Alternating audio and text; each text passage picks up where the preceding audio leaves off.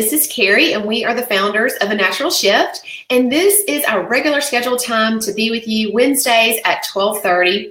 We bring to you a new health-related topic every week, and we like to try and cover questions that we get often and just kind of talk around those and give you some of our favorite tips. So today, our topic is, my family is always on the go. How can I make dinner easy? How can I make it a little bit easier for myself and not feel like I'm having to run through a drive-through, eat unhealthy? What can I do to set myself up for success? So that's actually my first tip, is to set yourself up for success, right? Mm-hmm. And this does require a little bit of planning, nothing big, nothing, crazy, but you do need to think ahead of time about what you're going to have for dinner, because otherwise what happens? You take the kids to a ball practice, and then afterwards, you didn't plan anything or set yourself up, then what do? You got to eat, you go through a drive-through. And then in my experience, I feel terrible. After I eat that, it's just, I just don't feel good. So the first tip on setting yourself up for success is to begin each week by looking over the weekend, say it's Saturday or Sunday, look at your week ahead. Just take a glance at what all you have going on. Hopefully you have a planner. If you do not, that would be a good thing to have. Mm-hmm. Just to know what your schedule is, your spouse, your kids, and know where everybody's at.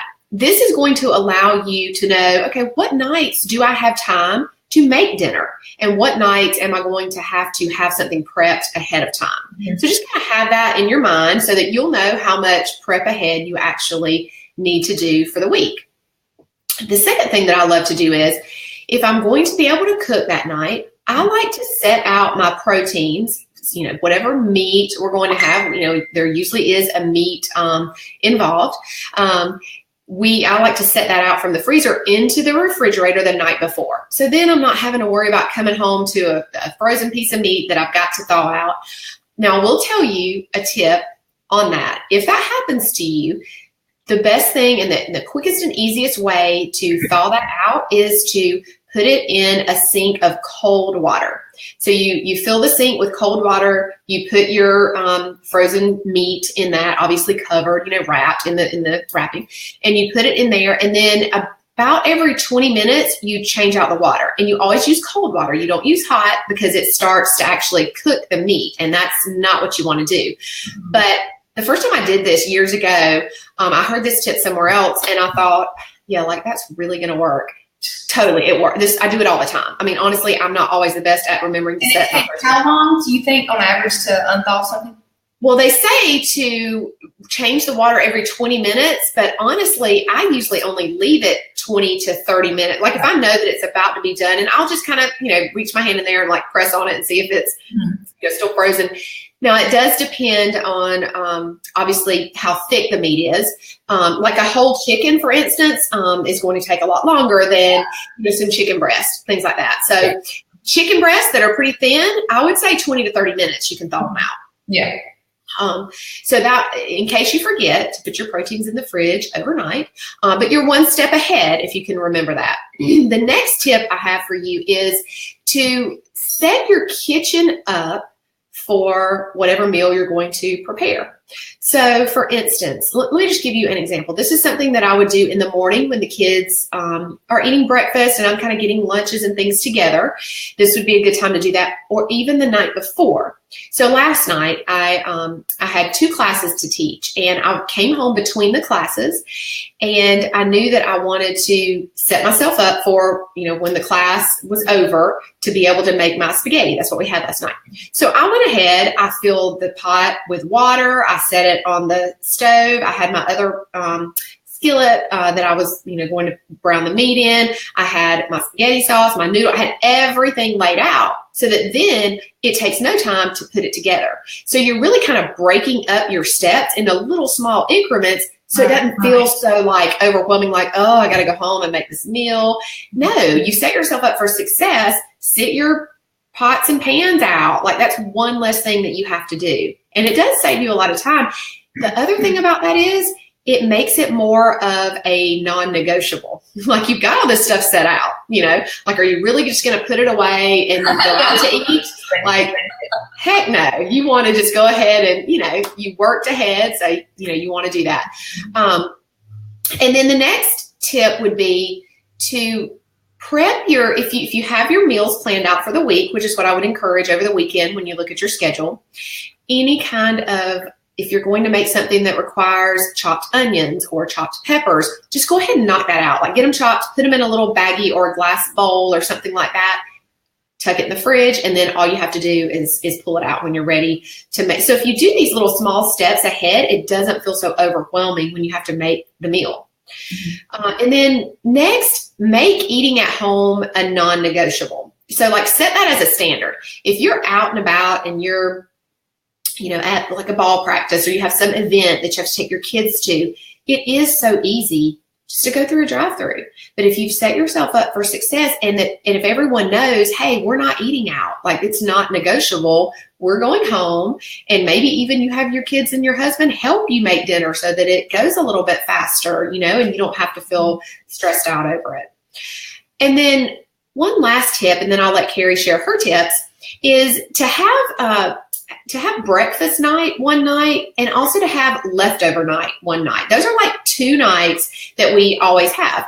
Breakfast is super simple and easy to make, does not take long. You can make, some pancakes, eggs, bacon. I mean, you can make any kind of breakfast food like that pretty quickly. And then leftover night, like if it's towards the end of the week, like say on Thursday, if you pull out your leftovers from the week, like maybe there's a little bit of this and a little bit of this, I just say, here's the spread, guys. Take your pick, like have whatever you want. We're going to, use this food up, which I love leftovers. I mean, I love them. Sometimes some things actually taste better left over. So if you have those 2 nights, that really, that covers a lot right there. You don't even have to make that many meals. So those are my tips. Carrie? Yeah. And I just wanted to point out something. I guess I was the same thing. So obviously you can tell Julie takes extreme ownership over feeding her family and herself. It's very evident that it's on her mind a lot. And you just have to think, and it's almost make a mindset shift that it's not going to be as easy as going out to eat. It's never going to be as easy as that. So like, just go ahead and erase that from your mind because I think sometimes we just have these expectations of, it's especially at first, it's going to be an easy transition. It's going to be, I guess you just don't think of all the things that are going to kind of come with that and all the planning that goes into that. So I just wanted to, I just want to keep it real with y'all. Like, this is not something that comes easy to a lot of people. You're going to have to retrain some of and just look at the routines that you already have and see where you can tweak that.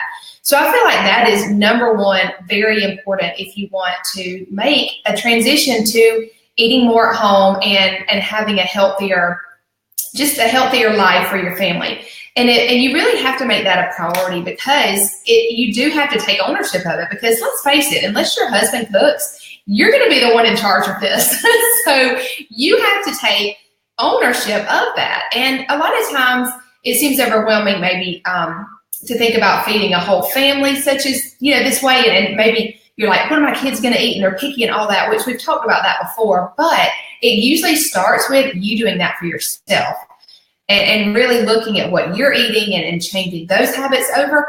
And that just kind of makes it an easier transition when you think about feeding your family this way. So I'm definitely not saying you eat at home, feed your kids McDonald's by any means, but I just want to reiterate the fact that it does start with us most of the time in our household. So setting the precedents, like Julie said, of this is what we're going to do. I've already got it laid out. This is what we're going to have. And they might grumble a little bit. I'm not saying my family always wants to eat what I cook or eat at home. No, we don't have nearly as many options where I'm from, so that's not as big of an issue. But it does. They don't always want to eat what I cook. They're like, why can't we have something frozen or whatever it might be? So just know that you might get some backlash, but just keep with it. You got to keep being persistent and just like Julie said, setting yourself up for success. So. I think it's very important also to ask for help. So if I think about, okay, Julie's, saying like a lot of us have practices that we have to go to, all of those things. So if you have to come home and you just have this overwhelming feeling of, I've got to cook dinner, I've got to feed the family, I've got to clean up, everybody has to have baths, the house is a mess. Like, ask your husband to help you. Maybe if your kids are going, he can give them a bath, or maybe they can straighten up, or maybe you have a deal where they do the dishes. I just think that's really important to have a team atmosphere, and just kind of, maybe if this is something new for you, I would suggest going to your spouse or your significant other and or maybe if it's just you and your kids. I mean, that definitely is the situation for a lot of moms. If you're a single mom, go to your kids, and if they're old enough, say, I really need you to help me with this. I'm trying to, do better, and I want to see better for X, Y, and Z reasons. Like, can you help me with the dishes or clean up or whatever it is? But you cannot do everything by yourself. So I feel like that's very important when you think about how can you make this easier on yourself and, do it in a way that doesn't seem so overwhelming. Because if it seems overwhelming, most of the time you're going to pick the easier way out, which is eating out or doing something that, you're trying not to do. So as far as cooking tips, I would, I love what Julie shared, and she is definitely more of a planner than I am probably. I want to be, but it just seems like, I don't know, for whatever reason, I haven't mastered that yet, to be quite honest. So I don't eat out a lot, but I eat leftovers a lot. So what I'll do is I normally just cook.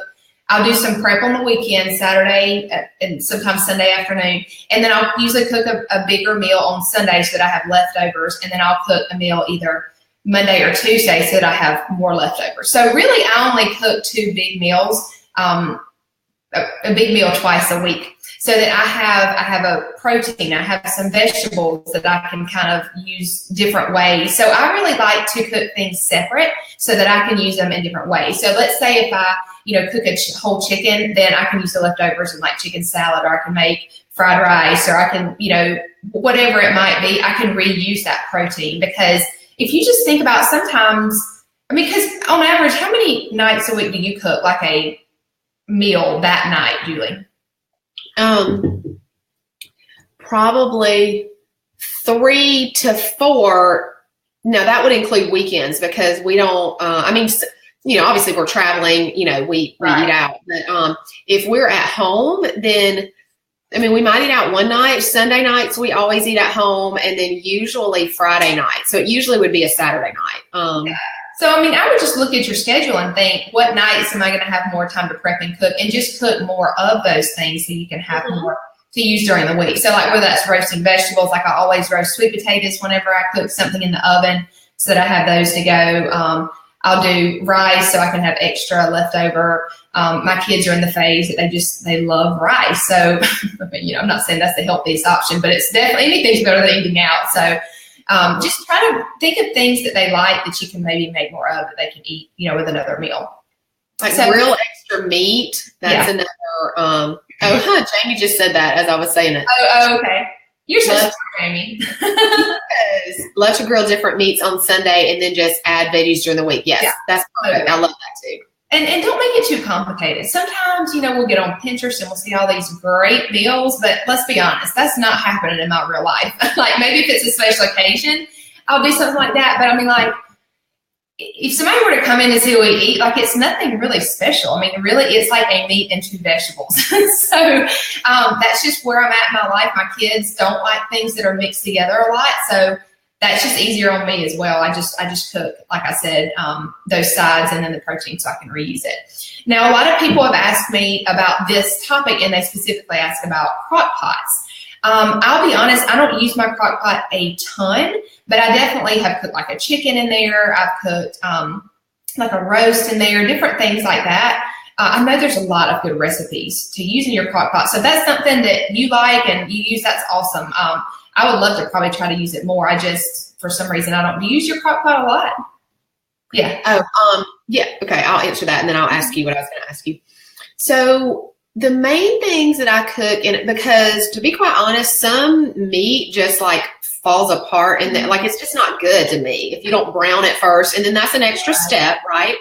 That people might not want to take. So I sometimes will cook a whole chicken in it because that tastes really good. It's really tender, and you can use the liquid that's left in there as stock. That's a great way to kind of double duty, get that out of two things out of that. The other thing that I cook in it is barbecue. Like I love a barbecue that I've posted before about a barbecue chicken recipe that's really good. It's from Against All Grain, Danielle Walker. That's a really, really good recipe because my people normally, if it's not pork, they're like, this is not barbecue. You know, if I make it, you're like, what is this? You know?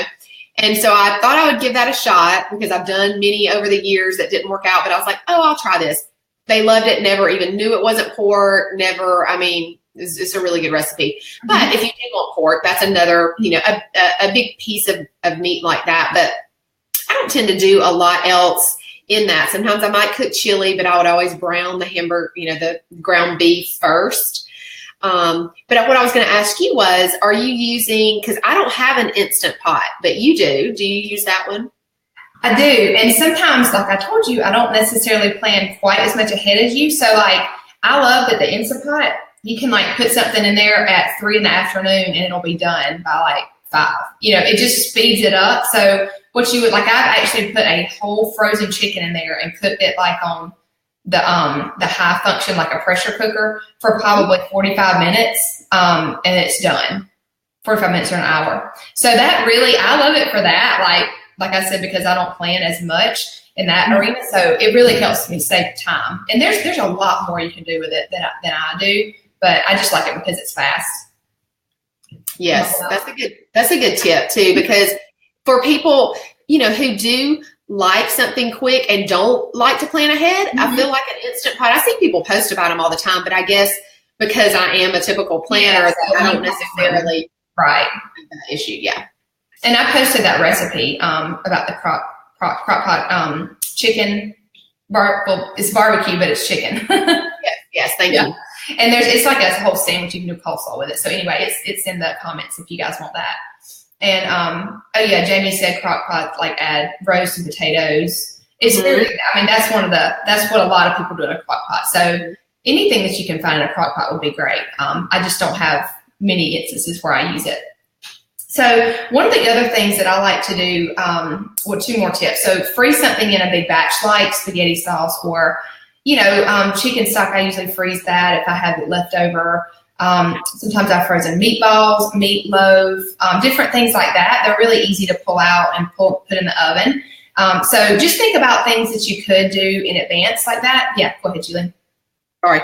I wanted to give you guys, I did I'm not really sure where I might have just done this on my personal stories, like my Insta stories. So I wanted to share it here. In terms of the crock pot, a lot of times if you cook something, like let's say it's a roast or it's some kind of stew and you have a lot of the liquid left over, like you've put all of the spices and everything in there, but you want to just kind of take the meat out and use it, then I save that liquid.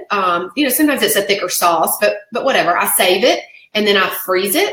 And then the next time I go to make that, I don't have to do the whole sauce. I just put the meat in there, put that back in there. And it's like, you don't even have to. So true. Yeah. I do that all the time. If there's any liquid left, I'm like, oh, this is going in the freezer and it's going to save me so much time. So I loved it. That's a time-saving tip and a dollar-saving tip, honestly. I mean, then we've talked about that before. Like, we don't throw anything away. Like, it literally just pains me to throw something away in the kitchen. I mean, you always want to make sure, especially we've talked about using higher quality ingredients. All those things really matter. So just think about how you can save time, make it easy, but also get the most out of your money. And then final tip for me is I like to keep, and we've talked about this before as well, to keep like frozen things on. So it's very easy to take like frozen vegetables out of the freezer. Like I do cauliflower rice all the time, and you can find that like in any grocery store now pretty much. It's just like the plain with no sauce on it. And hallelujah, my kids actually like this. So they love regular rice. So I've kind of tried to mix the cauliflower rice in, not with the rice, but like not always do rice, just do rice and then cauliflower rice at different meals. And I think sometimes my son just thinks it's rice and just eats it, which is awesome because he's kind of picky. So that is one thing that I always have and that I use. And then also they have cauliflower rice with like diced sweet potatoes. And it's really good. They like that too, just kind of for something different. And then obviously you can buy like the little English peas. You can buy green beans. I use those all the time. It's just very easy to open the bag and either do the whole bag or just do a tiny bit for them if we're having like a salad or something. So just look at that and think about, how you could save yourself time and money, obviously, because you just use what you need and then put it back in the freezer. So it's very convenient, and I know we both use those all the time. So I hope this has been an encouragement to you. Sometimes I feel like we're all over the place, but that's just kind of how it is. We give tips that are going to maybe speak to some people, not others. Just really look at your life and think what's going to be the easiest for you. If you really, just are in touch with what Julie's saying about planning ahead and just taking those steps, that's awesome. If you're more like me and are kind of fly by the seat of your pants, but yet I am prepared in a way because I have these things I can do quickly. Either way, just make sure that you do set yourself up for success, whether it's planning or having those things on hand that you can do quickly. And a few more announcements just before I forget. I know that many of you saw that we posted about our wellness workshop that is coming up in June. We posted about that on Monday, I believe, and have had some great response from that so far. We're really excited for our first live event. So if you're in this area, it's going to be in Warner Robins, Georgia. So if you're in the central Georgia area, we would love to have you. It's going to be a day of like interaction, learning. You're going to learn about how to cook some. Julie's going to show us how to make a great salad dressing, a frittata. We're going to eat that for lunch. And we're going to have Jamie, who's actually on. She's going to teach us a little bit about yoga. So I'm excited about that. And don't worry, if you've never done yoga, if you're like, I don't even know about that, just come and learn. It's all about learning something new. So we promise it's beginner friendly. And then we're also going to learn a little bit more about like essential oils, natural supplements. You're going to go home with a roller bottle that's very easy to use. So I'm really excited about it. I know we're going to be doing a lot more of these, but this is our first one. So we would love to have you. If you go to our page and go to the shop tab on the left-hand side, it's in there. Or obviously if you need, more info, you can definitely message us and we'll get you hooked up and give you the link to register. Now, we are going to have another, before that, we're going to have a wellness planning workshop online. So if you can't make it to that, we're going to try to turn that into almost an online version. Obviously, it'll be a little bit different, but just to do something different, we want to make sure that we're giving you practical tips around these areas. So that is going to be on May 22nd, I believe. Let me make sure. Yes, May 22nd. It's a Tuesday night, and we'll post more about that, but I just wanted to give you a heads up. And as always, if you have not been to our website, please go and check that out. We talked about how we have revamped it. We've had several comments on it. And we really appreciate it. We spent a lot of time making sure that it was very user-friendly and that it was something that would be very, very just beneficial to you guys. We want you to give information so that you can learn. We know this is maybe overwhelming for some people. We want to break it down in the best possible way that we can. So we've tried to do that. We spent a lot of time, like I said, just trying to make it better for you. So go check that out. It's www.anaturalchef.com. And we love being with you every week. Please let us know if these are helpful. Comment below. Thank you, Katie. I appreciate that. But we're excited to bring you another topic next week, more about how you can be disciplined in your health. Because some people are like, how do you guys do it? It just seems so overwhelming, and where do I start? And we really wanted to kind of just pull back the curtain a little bit and share some of our insights as we've been on this journey and are continuing to be on it. We're by no means have arrived at all. It's a shift. That's why we titled our brand A Natural Shift, because it's always a work in progress. So even for us. So we're going to dive in more to that. So we'll be back next Wednesday, the same time, 12:30 right here. And as you guys may have noticed, I try to post a reminder that we're going to be live at this time. So you can actually click Get Reminder on that, and it'll remind you before we go live, just in case you don't forget or are busy or whatnot. So that's always an option. But any closing thoughts from my lovely sister? I'm really excited about all of the upcoming events, especially the workshop where we can actually be in person.